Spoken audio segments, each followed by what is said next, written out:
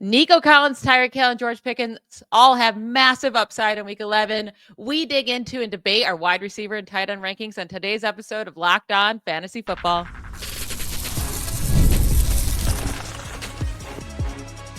You are Locked On Fantasy, your daily NFL fantasy podcast.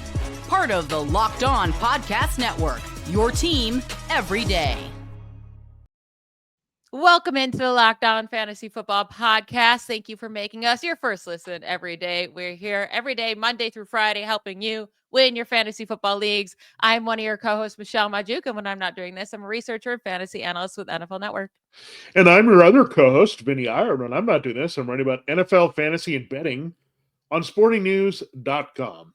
This episode is brought to you by Prize Picks. Go to prizepicks.com/LockedOnNFL and use code all lowercase LockedOnNFL to win $50 instantly when you play $5.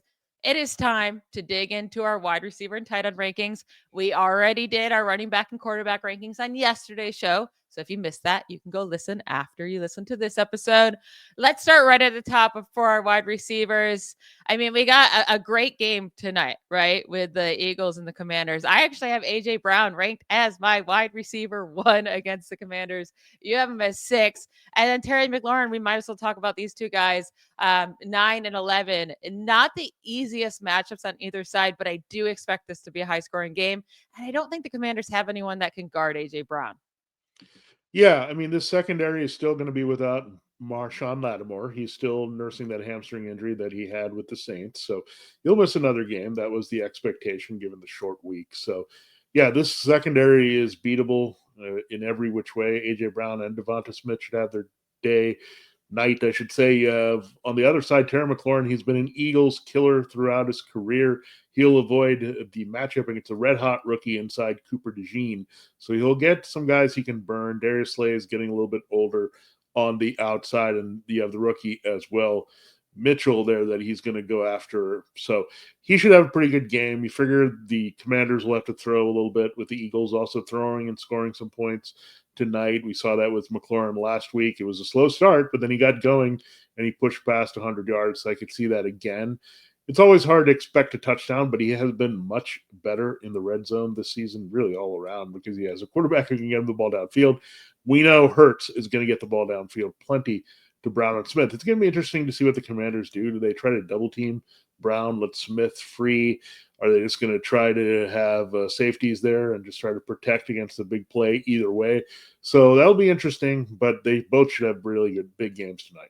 Yeah, they should. Now, Jamar Chase, Justin Jefferson, Amon-Ra St. Brown, like they're all in our top here. You play him every week. But Nico Collins, we both have ranked top 5 in his first game back. Hopefully it's his first game back. I mean, we thought he was going to come back last week. He didn't, but they said he had no setbacks. They were just holding him out one more week. So he should definitely be back this week. He gets the Cowboys. I love him. I have him at wide receiver 3. You have him at wide receiver 5. Before he went down with the injury, he was just balling out. And this offense has been missing him so much while he's been on the sidelines. Yeah, you just plug and play, go back right to him. I think you were ready to do that last Sunday night. It didn't work out that he was going to play. There were mixed reports about that, but now he's had that extra time. If he was pretty close last week, you would expect he's going to be in the lineup given it's a Monday game. So he has super extra time this week to get going, but just be careful, right? If something happens, setback there later in the week, because it is a Monday game. There's not a lot of great pivot options, right? Maybe you look at John Mechie, but that's about it, because you can't extend yourself too much on the Cowboys at this point. And we know Tank Dell and CeeDee Lamb were probably managed in league. So just be careful about that. Make sure you know.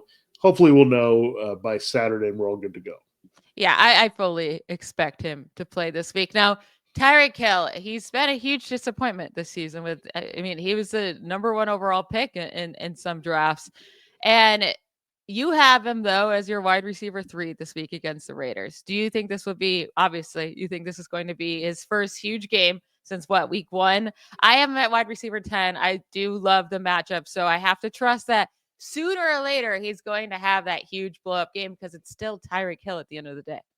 Yeah, the Raiders look like as good a matchup as any to go after, right? I mean, Dolphins are slowly, maybe with that Rams win, on the outside of the playoff chase, I mean, that last spot is pretty wide open here between the Broncos, the Colts, the Bengals, and even the Jets are involved here. So the Dolphins feel like they can go after it, right? So I think they'll play well at home.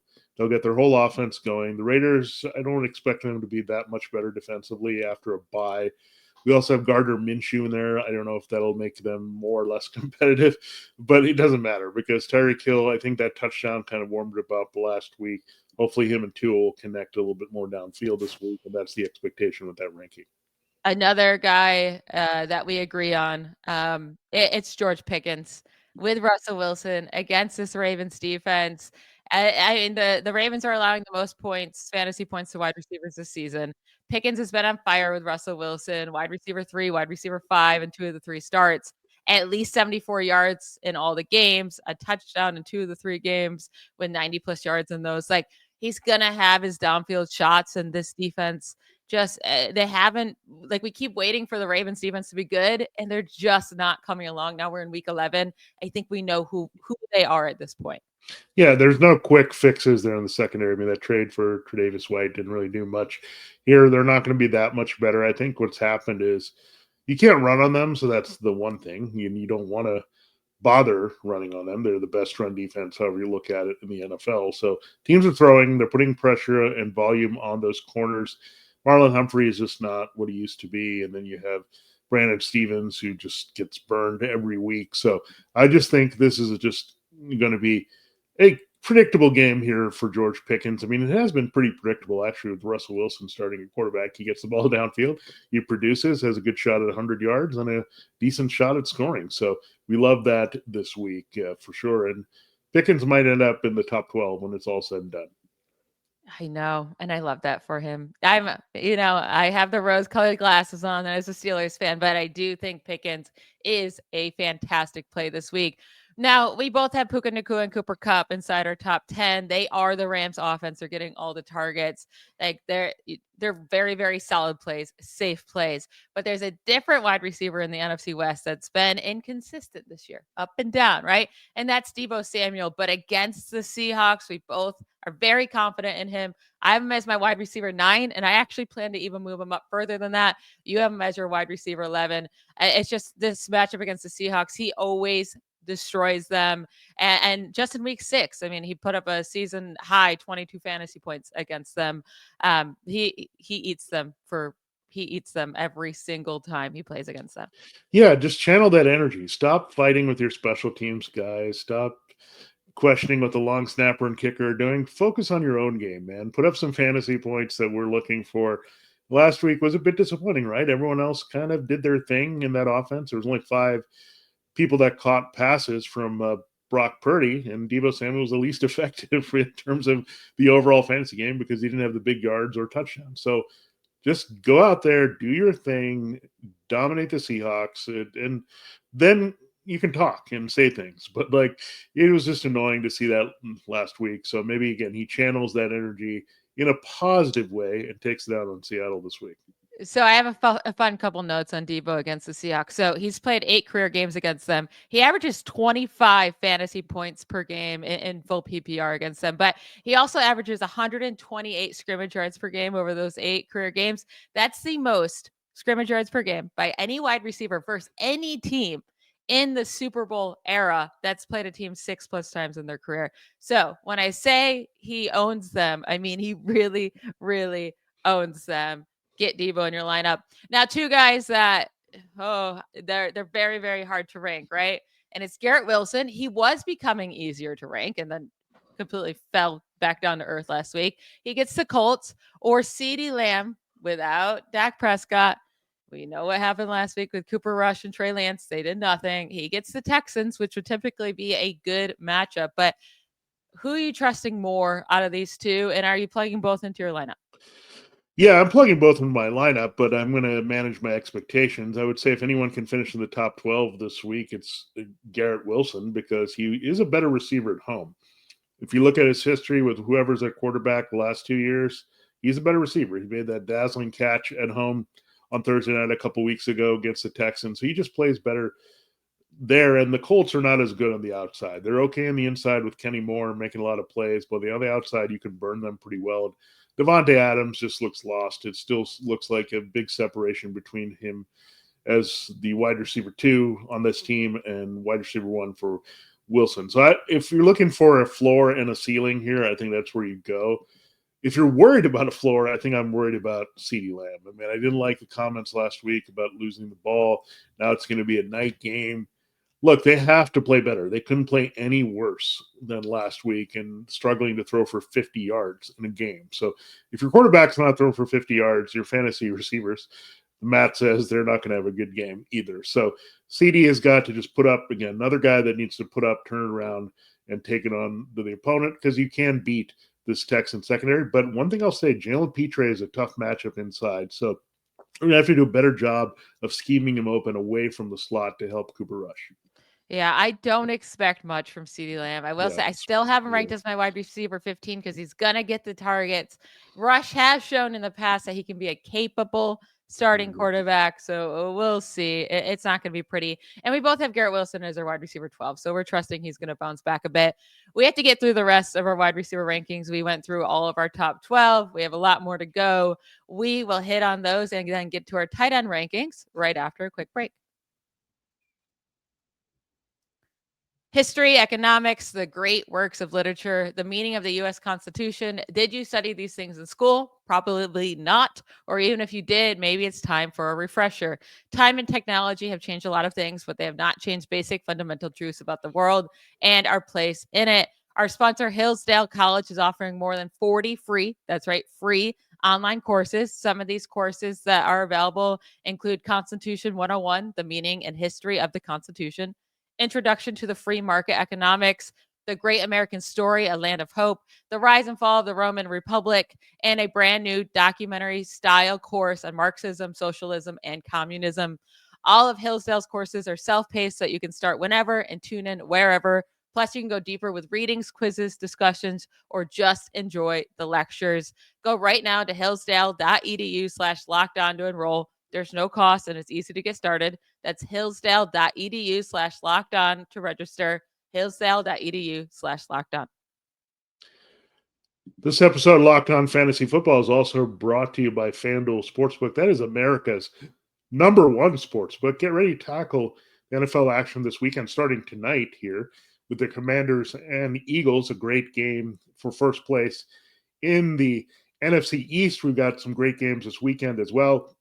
We've told you about our favorite bet this week for the 49ers. That's also my lock of the week there at sportingnews.com, that they are going to cover that 6.5 point spread over the Seahawks. And Michelle said a little bit why, because of Debo Samuel, but they should just smash it totally as they try to get back into first place in that division. That's one of many bets you can get on. Of course, this weekend, we only have 4 teams on bye, so a lot of action that you can check out. Right now, new customers can bet $5, get $150 in bonus bets if you win. The FanDuel Sportsbook app gives you everything you need to place live bets on the NFL, all in one place. So when you get a hunch in the middle of the game, you can check out the latest stats, view live play-by-play, and so much more on the same page where you place your bets. Just visit FanDuel.com to join today. You'll get started again with $100 and $150 in bonus bets if you win your first $5 bet. That's only at FanDuel.com. FanDuel, America's #1 sportsbook. All right, we have some tough decisions to make, Vinny. And it's on these 2 wide receivers that possibly could be coming back from injury. It looks very promising for Amari Cooper. And then T. Higgins, who knows what's going on with his injury, but a big game on Sunday night. If these guys play, are you putting him in your lineup? I'll say for sure T. Higgins, if he plays, I'm doing it because he is a massive part of this offense as long as he's healthy and on the field. Wide receiver 5 and wide receiver 8 in 2 of his last 3 games played. Amari Cooper, on the other hand, is much harder to trust, but the Bills desperately need him. Keon Coleman is not going to play. He's already been ruled out. Dalton Kincaid's not practicing. Cooper is practicing, and they're against the Chiefs, who they're really, really hard to run on, so they're going to have to throw the ball. I think I'm down to start Amari Cooper and trust him if he plays. Yeah, I'm kind of with you. I just, I'm not going to be excited about it. I'm just not going to have high expectations because the Chiefs defense and they have good corners and all that with Trent McDuffie. So I'm just not really feeling it here. I think the Bills and Chiefs are probably going to play an uglier game than we would like. We were hoping for some offensive fireworks, but the defensive profiles of both these teams say we're not going to have a lot of points in this one, unfortunately. I think for Josh Allen, he can run out of it and get some points that way. I'm not too excited about Patrick Mahomes. Cooper, we'll see. It's a wrist injury. It's a little tricky. He at least got in limited practice. He might be trying to rush himself out there, but then he'll be kind of a marked man out there. There's nobody else there that the Chiefs need to be worrying about in coverage if Kincaid especially misses the game. So it's going to be interesting. I'd say I'm less enthusiastic there, but I think you can get away. It's a bye week with some key receivers off. As a wide receiver 3 with Cooper. As for T. Higgins, I think you just look at him as a wide receiver 2. Put him in the lineup. I mean, they've been trying to manufacture that passing game when he's not in there, right? With Mike Gesicki and the other tight ends. I think all that work shifts back to T. Higgins, playing off Jamar Chase. And again, this Chargers secondary has been good, but Christian Fulton, who has been their best corner, has been hurt, and they haven't been tested against receivers of this caliber. So just feel more confident, a lot more confident. If I had to play Higgins or Cooper, I would feel a lot better about Higgins this week. Yeah. Oh, for sure. Higgins, I have as my wide receiver 16. If he plays, I'm not worried about the Chargers matchup. I think this is going to be a higher scoring game than people expect. Now, 2 guys I have also in my top 20, Cedric Tillman at wide receiver 19 and Juwan Jennings at 20. You're kind of with me here with Tillman. He's your wide receiver 23. You're a bit lower on Jennings, though, at wide receiver 31. So a good bit difference there. Cedric Tillman has been balling out. He has 81 yards, 99 yards and 2 touchdowns, and 75 yards and a touchdown in his 3 games in his 3 last games, the last 2 with Jameis Winston, and 11 targets, 9 targets, 12 targets. He is the focal point of this offense with Amari Cooper gone. Yeah, it's interesting. You brought up 2 Tennessee receivers. That's very interesting. But if you're watching that game this weekend, so when you look at Tillman and Jennings, I look at Tillman just being the number 1 option for his team, right? And Jennings, where is he? I mean, he's probably right now with McCaffrey back behind Samuel and Kittle, right? So looking at 4 at the best, right? He got 11 targets last week with all those 3 back. Yeah, that's true. But is it going to continue this week? If Debo's going to crush it, if Debo's going to have the up game, someone's going to have to take a back seat. And that's what's going to happen, right? It's what we saw in 2023 with the 49ers. Someone is always the odd person out. So, again, I can't predict a big game for Jennings because I don't know how much they'll need to do. I mean, between McCaffrey and Samuel crushing it and Kittle doing damage, I mean, these matchups for the frontline players are so good. I don't know how much they'll need, like a Jennings or Ricky Pearsall this week. So that's what I'm looking at. But I think Tillman, again, no Marshawn Lattimore on that side. The secondary is beat up. They could be playing from behind, actually, in this game in a weird way. So the Browns could be playing a lot to Tillman this week, and that's what I trust, basically. Number 1 option versus I'm not sure how many targets Jennings will get. Yeah, I really like Tillman moving forward, but also in this matchup against the Saints, again, defense played good last week. I just don't expect that to keep up. You're right. Everyone can't do it on the 49ers, and I do have them all ranked high in terms of Debo and Christian McCaffrey and George Kittle and Brock Purdy. But I think they're all going to get theirs. I don't think Juwan Jennings' upside is super high, but I do think he's going to get 8+ targets. And in this matchup, that could lead to something. He's going to need the touchdown, though, I think, in this game to really, make you happy. Now, we're very different on Brian Thomas Jr. You are still trusting him in week 11. You have him at wide receiver 20. I've been the Brian Thomas stan. I love him. I love his talent. But with Mac Jones and just recently his target share has just diminished, I can't trust Brian Thomas Jr. in my roster. I actually have him ranked lower than wide receiver 40 this week. Yeah, I think the Lions could be just so far ahead to where they don't care for this game. And that's what I'm hoping for, that there's a lot of garbage time for Brian Thomas with Mac Jones. Like last week, they were actually caring, right? The Jaguars were in the game for a while. They were trying to look good at home, but this game was on the road. So again, I think they'll just let it loose a little bit with Mac Jones. That's probably going to be the directive this week. Is say, don't hold back. Just throw the ball downfield where you have to lose at this point. You're the backup anyway. So I look at this as maybe Thomas gets a lot of garbage points in the second half when the Lions are up big, and that's what I'm hoping for. Maybe. I just don't think Mac Jones is good enough to get Brian Thomas Jr. the Maybe. ball. He thrives on those deep balls. I don't know if it's going to happen. Now, what about the Bears wide receivers? Because No. I'm just saying when there's a coaching change on either side of the ball, that unit typically gets a boost for that one single week. Are we going to see that from Caleb Williams against the Bears? Are we going to see that from DJ Moore, Keenan Allen, or Roma Dunze? Is there anyone that you'd kind of get risky and start in this matchup? I think Moore could end up having a pretty okay game. Yeah, you look at Thomas Brown taking over now. He was with the Panthers, #1 overall pick, struggling there with Bryce Young. Now he has that history repeat itself a little bit and trying to take care of Williams.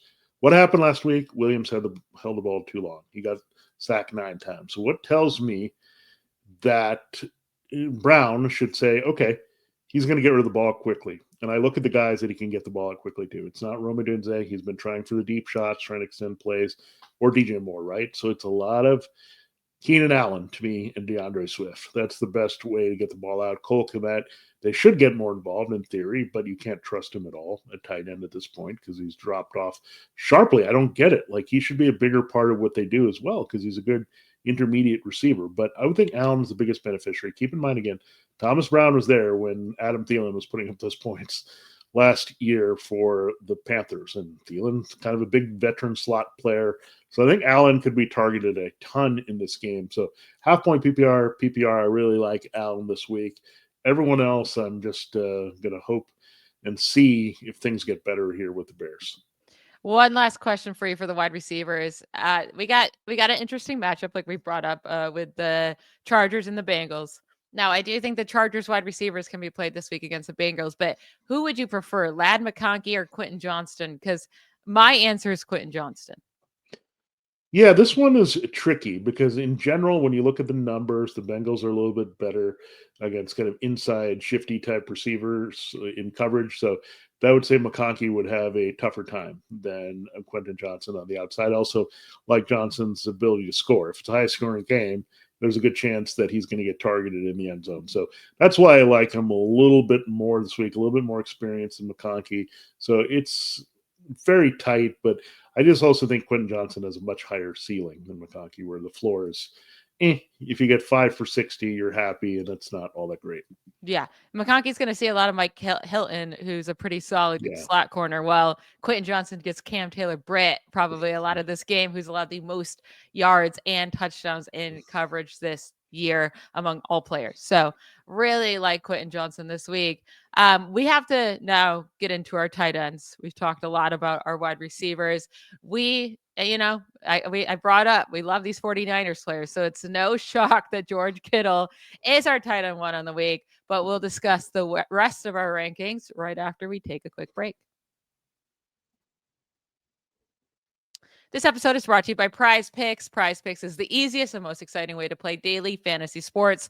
Unlike other apps, on Prize Picks, it's just you against the numbers. All you do is pick more or less on 2 to 6 player stat projections and watch the winnings roll in. You can now win up to 100 times your money on Prize Picks with as little as 4 correct picks. What's also awesome about Prize Picks is that they have an injury insurance policy so that your lineups stay in play even if one of your players gets injured. So if a player leaves in the first half and doesn't return, with Prize Picks, your picks are still live. Vinnie and I always give our favorite Prize picks of the week on Friday show. So tomorrow we'll give you 3 each. So you'll get 6 great picks to play with. But if you want to get started before then, if you're listening, like, I want to play on Thursday Night Football, there's an AJ Brown touchdown projection. It's a half of a rushing plus receiving touchdown, right? So take the more, because I do think he's going to score on Thursday Night Football against the Commanders. And it's a demon pick, which means you make extra money if you hit that projection. Again, just download the Prize Picks app to get started. Use code LOCKDOWNNFL and get $50 instantly when you play $5. That's code LOCKDOWNNFL on Prize Picks to get $50 instantly when you play $5. Prize Picks, run your game. Let's talk about one last 49er, Vinny. George Kittle, our tight end 1. Like I brought up, Christian McCaffrey destroys the Seahawks. Debo Samuel destroys the Seahawks. Guess who also destroys the Seahawks? It's George Kittle. Those three I mentioned, McCaffrey, Kittle, and Debo, they all rank first in scrimmage yards per game in NFL history against the Seahawks at their position. Like, I'm not just like making this up. Those three, every single time they play the Seahawks, are fantastic. Yeah, I mean, George Kittle easily, I mean, he can cash in a lot of weeks just with his touchdown ability here at the position. So I'm not worried about him. He always seems to get his, even though it looked like he was not going to see the ball. Then he scored a touchdown, great catch, and he cashed in his elite tight end status last week with Brock Purdy. He's been so much better as a fantasy asset consistently with Brock Purdy. So I look at this and say, yeah, I mean, there's no other tight end you can quite rely upon because some of these guys have had clunkers. They've disappeared in tougher matchups or easier matchups. Well, Kittle just seems to be consistent. That used to be his issue, right? He wasn't consistent. He would have a 2-touchdown, 150-yard game, and then he would have a game where he has one catch for 8 yards. But now that consistency is there, and what we're looking for in a fantasy asset and a tight end in a tight end landscape that's been a little fickle this season. Yeah, I mean, he's just easy, right? And like you said, consistency is not something we've been getting from him in the past. He's been highly consistent this year. Top 5 tight end in like every single week, basically.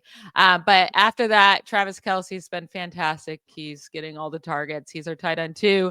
Brock Bowers is just the focal point of the Raiders. It can go up and down because you never know if the Raiders are going to put up 3 points or, get a couple touchdowns and allow to move the ball for Bowers. But I still have him as my tight end 3. You have him at 4. Now let's hit on T.J. Hockenson, though, because we both have him top 4 this week. You have him at number 3 against the Titans. I have him at number 4. It's just he got so many targets last week, and we know his talent that it's like, okay, maybe he's back and good to go. Yeah, I mean, the Titans were good against the tight end. They've had a little bit of issue in the last few weeks here. When you look at this matchup for Hockenson, the big thing that they're doing now with the Vikings, if you've noticed, they're aligning a lot of 2 tight ends, 12 personnel with Josh Oliver out there. So they're making sure Hockenson is getting the snaps to be a key target. Sam Darnold likes to throw to him, and he's been maybe waiting to throw to him for a while. Jordan Addison is kind of fading at receiver. So when Justin Jefferson seems to be covered, and he is always double covered, it seems like, and they don't want to take a shot, Hockenson seems to be the next read here for what Darnold's doing. They're not also throwing to Aaron Jones or any of the backs all that much here. So they're looking to Hockenson and Oliver a lot in those situations. So Hockenson looked great last week. I mean, fully healthy. I think this week he takes it to the Titans. I mean, he's just going to be strong, hard to cover all over the field here. And I love it this week. And I think you can now trust him every week. Yeah, I agree. David Njoku is a guy that gets a lot of volume. Yeah. You're playing him. Mark Andrews, he's starting to come along. Playing him. Evan Ingram, Kyle Pitts. Like, there's just not enough good tight ends out there to not play these guys that should get the targets. But Sam LaPorta, he scores a touchdown last week. He gets 66 receiving yards. That was a season high. He has now scored a touchdown in 3 of the last 6 games. It's every other game. But then he comes down with a shoulder injury. What do you do with Sam LaPorta? Can you trust him this week with a shoulder injury? The targets still are not consistent. What are you doing with LaPorta? I have him at tight end 9. You have him at 8, but I don't feel good about my ranking. Do you? The only reason I have him that high is it's the Jaguars, and the Jaguars just give up a ton of points to all kinds of receivers, tight ends, wide receivers. Doesn't really matter, especially in the middle of the field. So I'm hopeful, right, that he can make a big play and get out there. But the thing is, if they get up big and his shoulder's hurting, do they use him a lot in the second half? Will they need to have high passing volume with Jared Goff? I mean, they're probably going to throw, I'd say, less than 25 times in this game. So when you look at that, is that enough to get Sam LaPorta when he needs, especially when he's a little bit big play dependent and scoring dependent? So again, I'm going to take a shot on him. I mean, it's pretty rough there. Some tougher matchups for some tight ends this week. So I'm going to roll the dice here with him, and hopefully things will work out. I don't know if I would pivot to Brock Wright or someone else if he's not playing. But I do say the matchup is too good to ignore if he's active. And if he's active, they're not going to hide him or decoy him. They're going to play him. Yeah, if he's active, I think it's okay. I'm definitely not like going to Brock Wright if he's out, because I do like I love both Gibbs and Montgomery for a reason this week. I just think they could run 50 times in this game and beat the Jaguars, right? Because they're just going to destroy him on the ground, and the Jaguars aren't going to put up any points. So that I just Goff could have 15 passing attempts in this game, and I won't be surprised. Now we got the Bears Packers game, and this should be a really fun game. We'll see if the Bears can do anything at all to make this a fun game. But if Jordan Love is healthy at the week to kind of recover a little bit, can you trust Tucker Kraft? Because he was doing really, really well for fantasy. Now, mostly due to receiving touchdowns or big plays. Can you trust him in this matchup? I have him at tight end 10. I think he's a solid play. Yeah, I think there's also going to be a shift in Green Bay. They're coming off a bye, and Jordan Love is struggling with a lot of interceptions. So they're probably going to say, don't try to put the hero ball downfield to some of these guys. Just use Tucker Kraft. Josh Jacobs is a good enough receiver. If you need to go to the outlet, get the ball to your hands a little bit more quickly. So Jaden Reed is also playing. It's kind of like Jared Goff, kind of a little parallel to that, right? If you've coming off all those interceptions or Caleb Williams, you kind of have to go back to basics. Throw in the middle of the field, get the ball quickly. And the three guys, again, Jacobs, Kraft, and Reed, who do that for Jordan Love. So I think that's what's going to happen here a little bit more. Packers should correct that and try to get Love efficient here because they know if he just protects the ball, they have a good chance of winning the game, right? I mean, if he holds on to the ball, they'll probably beat the Bears. So just make the easy passes that are there, play off the running game, and use Tucker Kraft in the red zone off of that. So I have a good feeling Kraft will score in this game playing off the run.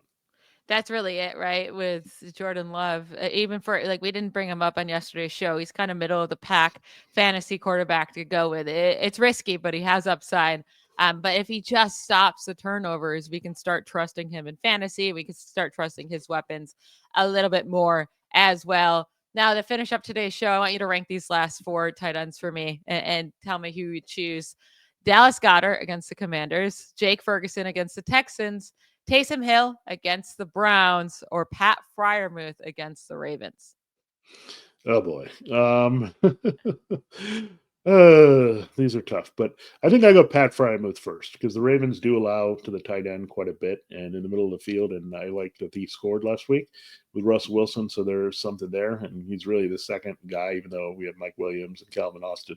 So he's the second guy. So I would say I'm going there. Then it's probably just a muddled mess between these other guys, to be honest with you. I think in terms of just taking a shot, I think you go Taysom Hill because the Browns defense is just shaky. Dallas Goedert did score last week, but will they need him a lot? And they usually use him when Brown or Smith are out or they don't like the matchups over. The matchups are so good. So you really can't expect too much from Dallas Goedert. And you look at Jake Ferguson. I don't know. The Texans are really good somehow covering the tight end, and they're so bad in the secondary. So I don't know. I don't want to attach myself too much to the Cowboys offense if I don't have to beyond CeeDee Lamb. Yeah, I would put Ferguson third just because I have no desire to play Goddard. And like I trust him to get a few more targets than Goddard will. I'm with you. I think I go Pat Freiermuth in this Ravens game. And then Taysom Hill, like I know he disappointed last week, but he did have like an 80-yard touchdown called back. Like he scored an 80-yard rushing touchdown, and that was called back. If he scores that, we're breaking him high with confidence because it would have been 2 straight weeks of good fantasy play. He still caught a 34-yard reception. Like he's involved in this game plan. I think Taysom Hill is a fine play this week. Don't get too disappointed just because of what he did last week. Yeah, he's going to be boomer bust. I mean, talk about inconsistency at tight end. I mean, he's the ultimate inconsistency. You don't even know how much you're going to use him in a particular week. So, again, that's a little bit of a dart throw, but I think he definitely has a lot more upside than Goddard or Ferguson this week. Yeah, absolutely. All right, that's it for today's episode. That's it for our rankings, our positional rankings for the week. But we will be back tomorrow to go through our favorite sleepers of the week at each position, and then also start talking about some daily fantasy football to just, enjoy our weekend even more and get more involved with all the fun that you can have on Football Sunday. That is it. Hit our subscribe button, please. If you're watching on YouTube, give us a like on whatever podcast app you're on. Thank you. Thank you very much. We will talk to you tomorrow. Bye, y'all.